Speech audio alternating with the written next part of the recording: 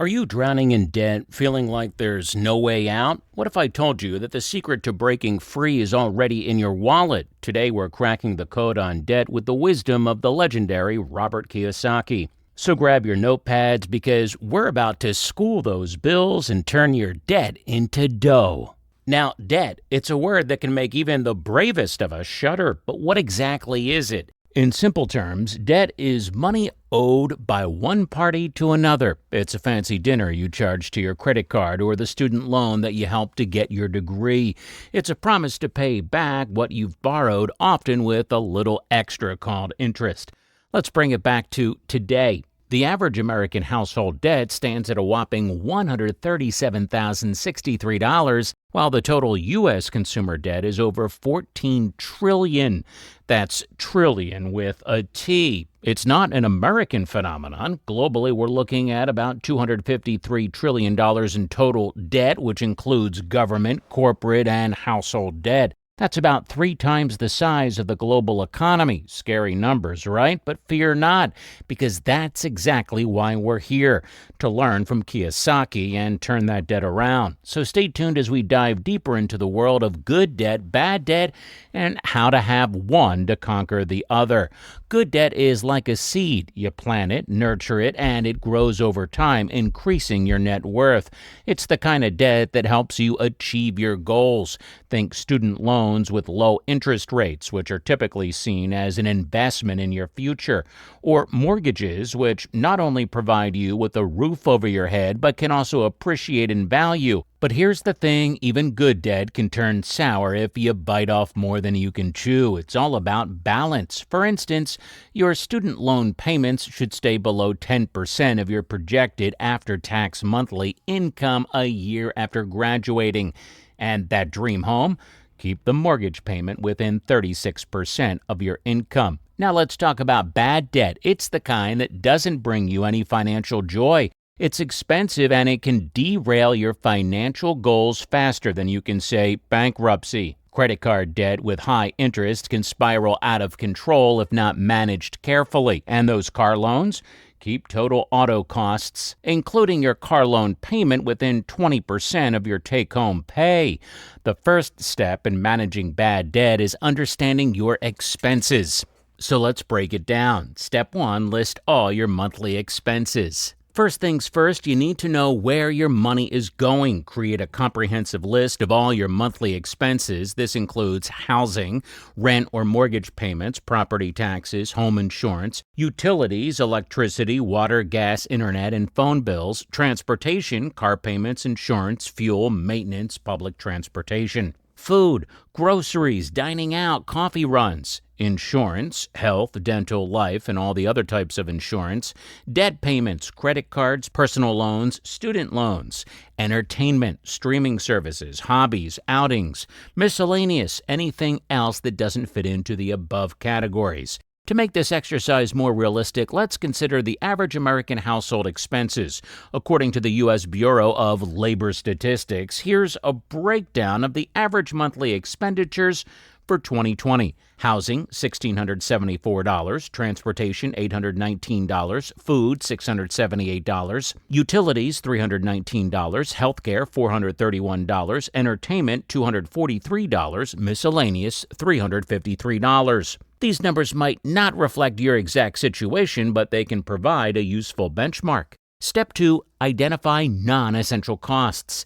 Now, take a closer look at your list and identify non-essential costs. These are the expenses that don't contribute to your basic needs or debt repayment. Examples might include dining out, streaming services, subscriptions, and memberships. Let's calculate some potential savings by cutting back on these non-essential expenses. If you reduce dining out to once a week, you could save about $166 per month. Canceling 1 or 2 streaming services could save you another $20 to $30 per month. If you switch to home workouts and cancel your gym membership, that's an additional $58 saved. In total, you could potentially save around $244 per month just by making these small changes. Hey, hold on to your wallets because we're just getting warmed up. If you're loving the insights and ready for more, leave a comment. What contributes the most to your debt portfolio? On to step number 3, reallocate savings to debt repayment. And here's where the magic happens.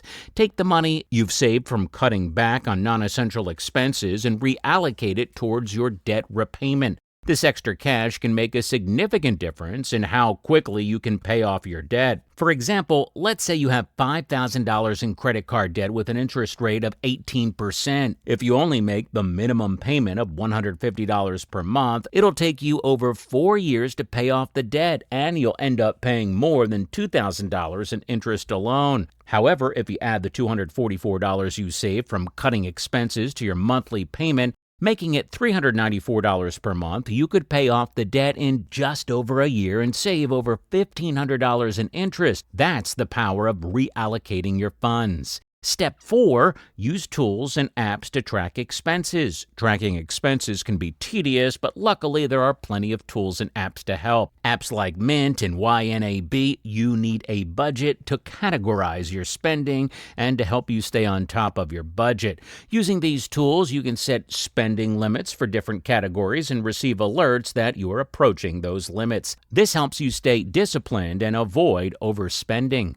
Step 5, regularly review and adjust your budget. Managing bad debt isn't a one-time task, it's an ongoing process. Regularly review your budget to see where you can make further adjustments. Life changes, and so do our financial situations. Maybe you've received a raise, or perhaps your rent has increased. Make sure your budget reflects these changes. Every month, sit down and review your expenses. Look for new ways to cut costs and reallocate funds towards debt repayment. This continuous improvement mindset is key to staying on track and eventually becoming debt-free.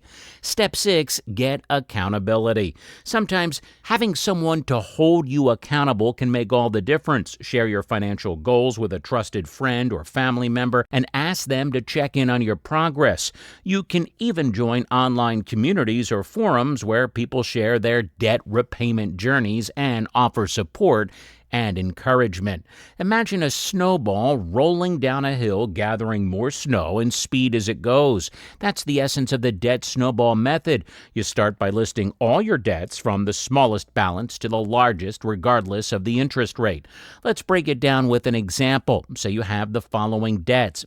Medical bill, $500, no interest, minimum monthly payment of $10. Credit card debt, $4,000, 24.9% APR, minimum monthly payment of $45. Auto loan, $6,000, 3.96% interest, minimum monthly payment of $50. You focus on the smallest debt first, the $500 medical bill. You pay as much as you can towards the debt while making minimum payments on the others. Once the medical bill is paid off, you take the amount you were paying on it and add it to the minimum payment of the next smallest debt, the credit card. This method gives you quick wins and boosts your motivation. It's like a series of small victories that keep you going. And the best part, as you pay off each debt, the amount you can put towards the next one grows just like a snowball. Now let's hear from you. Have you tried the debt snowball method? Drop a comment below and share your experience. The debt avalanche method is all about minimizing the amount of interest you pay over time. You start by listing your debts from the highest interest rate to the lowest. Here's an example. Suppose you have these debts. Credit card payment, $4,000, 24.9% APR, minimum monthly payment of $45. Personal loan, $5,000, 10.99% APR, minimum monthly payment of $100. Student loan, $30,000, 5% interest, minimum monthly payment of $400. You focus on the debt with the highest interest rate first, the credit card debt. You pay as much as you can towards the debt while making minimum payments on the others. Once the credit card debt is paid off, you move to the personal loan and so on. The advantage of the debt avalanche method is that it saves you money on interest in the long run. By tackling the highest interest rates first, you reduce the total amount of interest you'll pay over time. So which method should you choose? Well, it depends on your personality and financial situation. So if you need quick wins to stay motivated, go with the debt snowball. If you're more focused on saving money in the long run, the debt avalanche might be your best bet. Now, we've tackled debt management strategies, and now it's time to talk about boosting your income. Because let's face it, sometimes cutting back isn't enough. You need to bring in more cash to pay off those debts faster. First up, let's talk about side hustles. Did you know that nearly 39% of working Americans have a side hustle? That's about 80 million people finding creative ways to earn extra income. And it's not just a trend in the US. In the UK, 43% of people have a side hustle, earning an average of £207 a week or £900 a month. Freelancing. Use your skills to offer services like writing, graphic design, or programming on platforms like Upwork or Fiverr. Ride sharing. Drive for Uber or Lyft and make money on your own schedule. Delivery services. Deliver food or groceries with apps like DoorDash or Instacart. Selling online. Sell homemade crafts, vintage items, or even unused household goods on Etsy, eBay, or Facebook Marketplace. Tutoring. Offer tutoring services in subjects you're knowledgeable about, either in person or online through platforms like Chegg Tutors. And don't forget about passive income streams. There are ways to make money with minimal ongoing effort. Here are some ideas. Investing. Put your money to work by investing in stocks, bonds, or real estate. Over time, these investments can generate income through dividends, interest, or rental income. Renting out property. If you have extra space, consider renting it out on platforms like Airbnb. Creating digital products. Write an ebook, create an online course, or design digital art. Once created, these products can be sold repeatedly with little additional effort. Remember, managing debt is a journey, not a sprint. With the right strategies and a commitment to learning, you can turn your financial situation around and build a secure future.